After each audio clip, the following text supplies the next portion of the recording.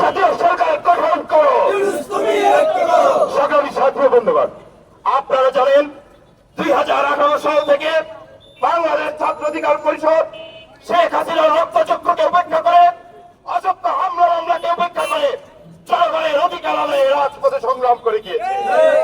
কিন্তু আমরা ব্যথিত হলাম, আমরা দুঃখিত হলাম যখন দেখতে পারলাম অভ্যুত্থানের পরে সরকারের তথাকথিত কিছু উপদেষ্টা ছাত্র অধিকার পরিষদকে মাইনাস করে ঐক্যমত্যের একটি বিভাজন তৈরি করলো। আমরা স্পষ্ট ভাষায় বলতে চাই, আমরা শেখ হাসিনার রক্তচক্ষুকে উপেক্ষা করে সংগ্রাম করেছি, আমরা হামলাকে উপেক্ষা করে সংগ্রাম করেছি। 56,000 বর্গ মাইলে ছাত্র অধিকার পরিষদকে তোমরা দাবায় রাখতে পারবে না। সংগ্রামী সাথী বন্ধুগণ, আমি অন্তর্বর্তীকালীন সরকারের মাননীয় প্রধান উপদেষ্টা অধ্যাপক ইউনূস স্যারকে বলবো,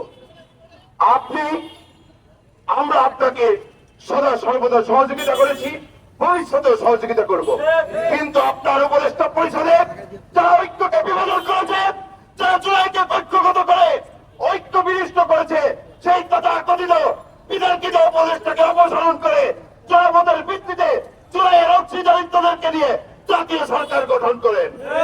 আপনাকে সদা সর্বদা আমরা সহযোগিতা করব। পরিশেষে একটি কথা বলতে চাই, 2018 সাল থেকে আমরা যে বীজ বপন করেছিলাম 2024 সালে তা গণঅভ্যুত্থানের রূপ পেয়েছে।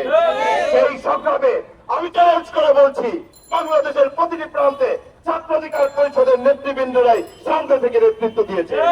তাই আগামী দেশ বিনির্মাণে দেশের প্রত্যেকটি অঞ্চলে ছাত্র অধিকার পরিষদের নেতাকর্মীরাই অজস্র প্রহরীর ভূমিকায় অবতীর্ণ হবে। এই আশা